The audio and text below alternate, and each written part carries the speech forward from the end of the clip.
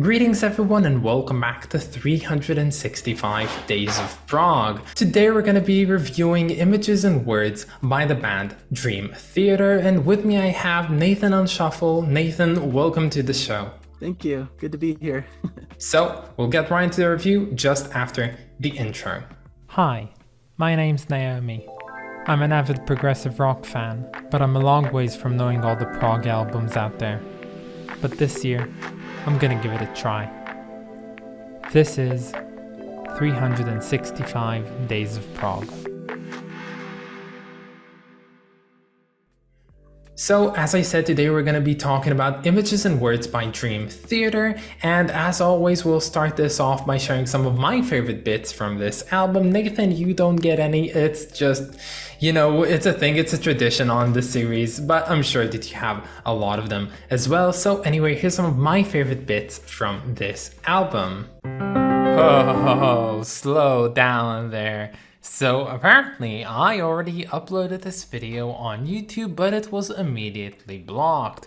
Guess why? Copyright claim. Yes, it doesn't ever happen, but recently it just happened to me once with Jean-Michel Jarre, and then it happened to me with this one. I don't know what's going on, but unfortunately I'm gonna have to heavily censor, if not just entirely remove the favorite bits part, because fuck you, I guess. And yeah, so enjoy the rest of this video.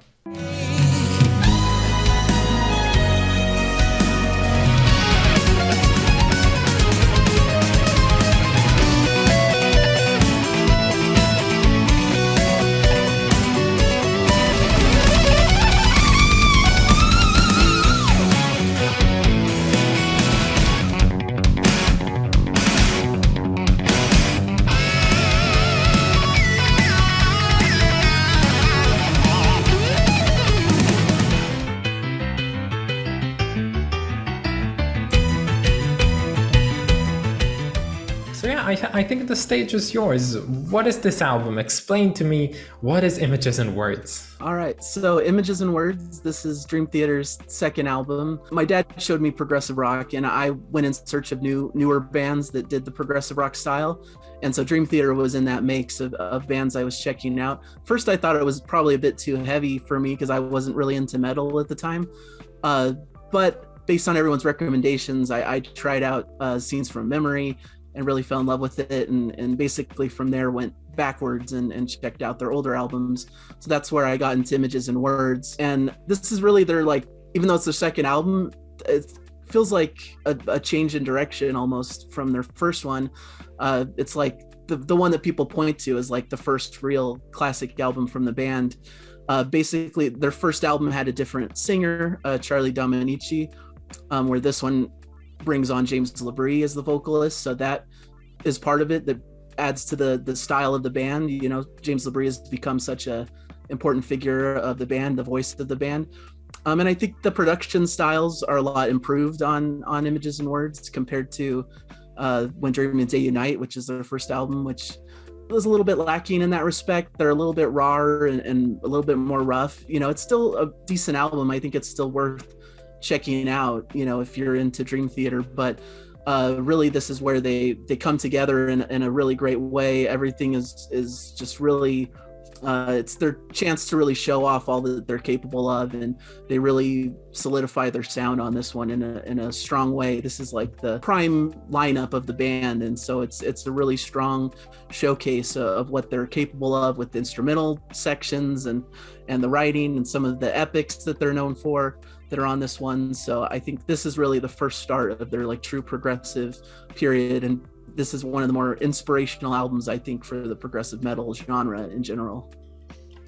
So it's interesting because you note that James LaBrie basically makes his first appearance with the band on here, and from what I've read, I know that they've interviewed around like 200 people and kind of weren't satisfied by any of them, which is very much interesting because it shows of a very specific search. They wanted something very specific to their sound, so they wanted the perfect person, and they finally managed to find LaBrie on here. Like, I think that throughout the years he kind of made the Dream Theater sound what it is. It wouldn't have been the same without him. And what do you think of his sound, his vocals, the way way that he inserts himself into the songs. I personally really like James LaBrie and what he adds to the project, to the band. I think it's fitting because he has almost sometimes like an operatic quality to his voice, I would say, or I think he's a virtuoso as a singer in his own right. So I think it fits with all these virtuoso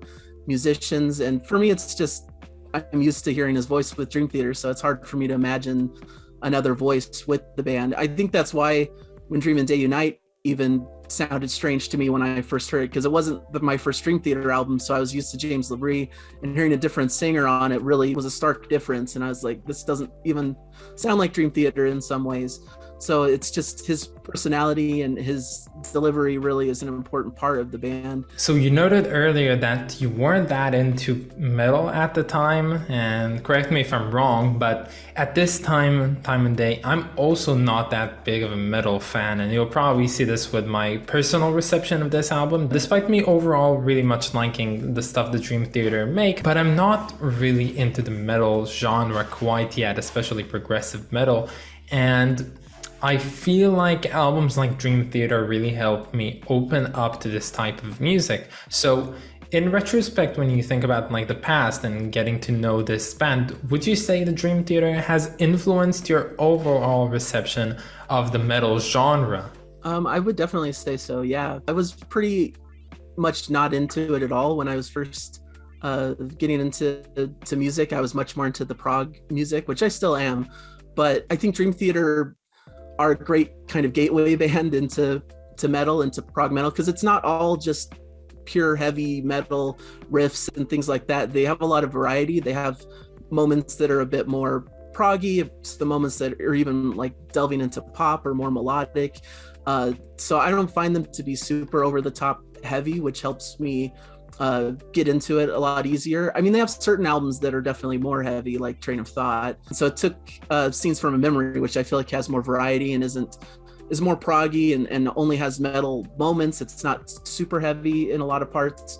I think that was a great way to introduce me into it. And because of the variety and because they have a lot of other things going on, and I feel like their metal side is just one aspect of a bunch of different flavors that they play with, that it helps me get into the genre better and is a better gateway into it. So it's interesting that you note this, because I find that my personal reception of metal is sort of an anomaly, because I would objectively agree that this album is a great gateway. It has a lot of melodic and symphonic elements to it that you'd usually expect to find in normal prog music. But I found myself, especially this year, exposing myself to, more and more genres of metal. I found myself liking the extremer versions, like the death metal and extreme metal, and maybe even somewhat of like post metal and experimentalism. I just like them better basically than this type of metal, and I can't really say why. It's really odd. I'm listening to Dream Theater, and I can objectively say this is great music, it does everything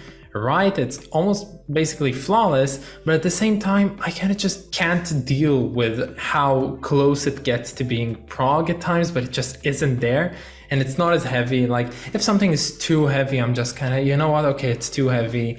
I'm gonna appreciate it for what it is. I don't know how to explain it, but this album was an interesting one because I feel like there were certain songs on here which I could definitely state as good, but not my type. And this, I believe, is most accentuated with the first track that's called Pull Me Under, which is, as far as I'm concerned, like the big hit that came from this one. It got a ton of airplay on MTV back in the day. Yeah, I enjoy the song. It's probably one of the weaker ones to me on the record if I had to like rank the songs, because it's not as proggy and as varied as some of the other ones that come later, but I appreciate it for what it is. I think it's well written, and I could see why it was popular. So as I said about Pull Me Under, I was thinking to myself, this is not really my thing. Like I can get that it's good, but I'm not sure if I like this. But then this album really opened up from the second track onwards, and from there it was definitely a ride, like something Really interesting, really good.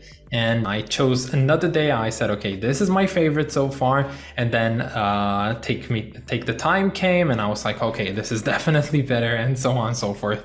And I think I've settled with a personal favorite from this one, which has to be Metropolis Part 1, The Miracle and the Sleeper, which is a very interesting one because not only is it a good song, in my opinion, I love the instrumental like soul section in the middle. I can listen to it or repeat. It also is the groundworks for what would later become Metropolis Part 2. So looking at like this song in particular, what do you think about it? How do you think like it connects to the entire album? And do you think it was even justified to stretch out this one short theme into an entire story? I think it's kind of interesting because I've heard that they kind of called it Part 1 as almost like a joke. Like they weren't really planning on a continuation for it, but then later on, as like fans kept clamoring for more, and you know, it became one of their more popular pieces with the fans, they kind of considered, yeah, maybe we should like do a sequel to it. That could be fun. And I think they were originally planning it to just be more of a shorter epic instead of a full-length album, to be on like Falling Into Infinity, I think. But then they expanded it into a whole album, and they're two pieces that are like two of my favorite Dream Theater pieces. So really enjoy that. I like having those thematic connections and having callbacks to something that came before. I think it's the cool like nod to the fans of like, you know, let's call back to one of our best pieces and give honor to it in a way, and then like have a new piece that builds upon it. So I think that whole aspect is cool, and something Dream Theater does really well. They have series of songs that kind of continue through different albums later on as well. So I think it's really a cool aspect to the song and to the album that is to come from it. So, and generally, like looking at the track list from this album, there's 8 tracks. What would you say are your favorites? And if you had to choose like one that is, you know, the magnum opus of this magnum opus, which one would you choose? Probably my favorite is Metropolis Part 1. It's close between that one and I really like the final track, Learning to Live, as well.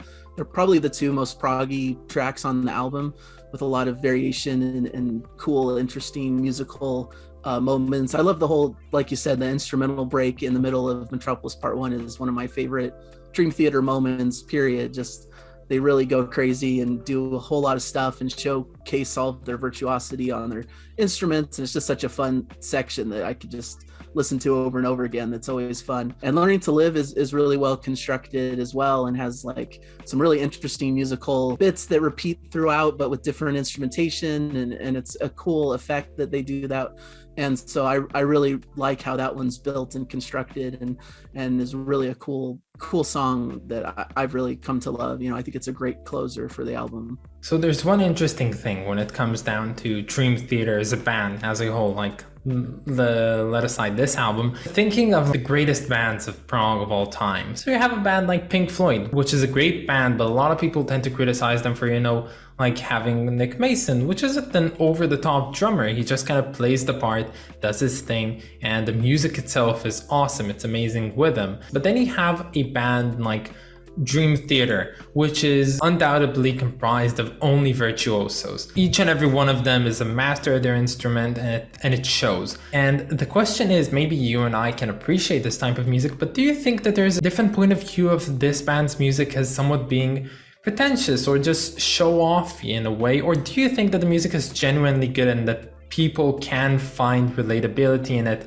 and actually, you know, listen to it not for the show-offiness of their sound? I could see people feeling that way, that, you know, it's just them playing their instruments and showing off with all these fireworks of what they're able to do because they're just such virtuosos. It's, you know, and I could see some people being turned off by that. But I do think Dream Theater, what sets them apart from maybe some other progressive metal bands that do this too, is that underneath it, I think they do have really good songs that stand on their own, even without the instrumental fireworks and stuff, which I love. I'm glad they put that aspect into their music. I still think it's well-written songs that I think people could find a lot of enjoyment out of just from them at their core. Who would you recommend this album to? Would you recommend it to, like, you know, your average prog listeners? Do you think they'll like it? Someone who's weary of getting into the metal genre? Do you think that this one would fit like people who aren't familiar with progressive metal as a whole? I think so. I think it's a good one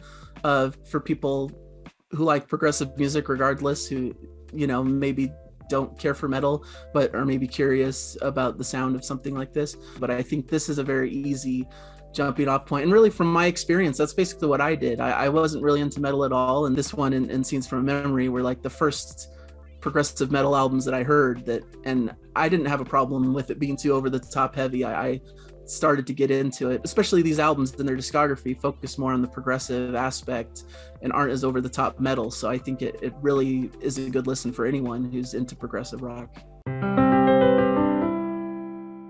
If you know a bit about this cover, because I really don't know a lot about it, like what does it stand to symbolize? It is a very odd kind of, late, or not late 90s, but 90s covers, someone experimenting with Photoshop and getting this done.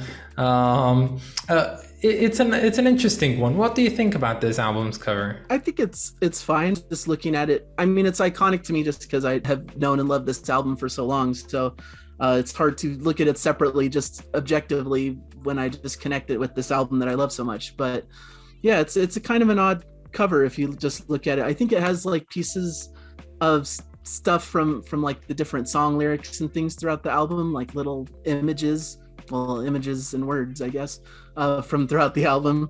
And so it's a little bit of an odd hodgepodge of different things going on there, and I'm not sure totally what to make of it as a whole, but it's interesting. It has a character to it, and it's interesting in its design. So this one, I believe, could have had a better cover on all, especially for newcomers to the band. And as I've read, this album just kind of saw an exponential amount of growth when it comes to sales when it was released. It wasn't like a major hit right from the start. It kind of just grew from nothingness, basically. And I think that a better cover would have done a better job with this one, seeing as this was still a time where people would consume music physically. But yeah, it's an interesting cover nonetheless. Yeah, the question is pretty much straightforward. From a rating of 1 being abysmal to 10 being just perfection, how much would you rate this album with? I'd rank it high, I think I skew a little high in my ratings just because I'm really a huge fan. I'd probably maybe say a 9, where, just to give Scenes from Memory the 10, because I think that's their best one. So just to separate it slightly, but it's pretty close to perfect for me. Just really incredible. It really established them. It's such a huge leap forward from their prior album. It doesn't sound like a second album or like an early album. It sounds like they've been dialed in and are really good at this and really have a great chemistry, and the sound is just really, really perfect. So I really love it. It's one of the best of the genre for me, so I rate it high. So my personal rating for this one, I think when I first listened to it, I would give it a 7, but now thinking it over, kind of listening to the tracks that I like more from this one, I'll go with a solid 8 out of 10 for this one, which makes sense because I think that it's a great album, really well made, kind of maybe lacking on the memorable side for me right now. It's not one that I'm thinking of like, yeah, I want to come back and listen to this one right now, and seeing as I have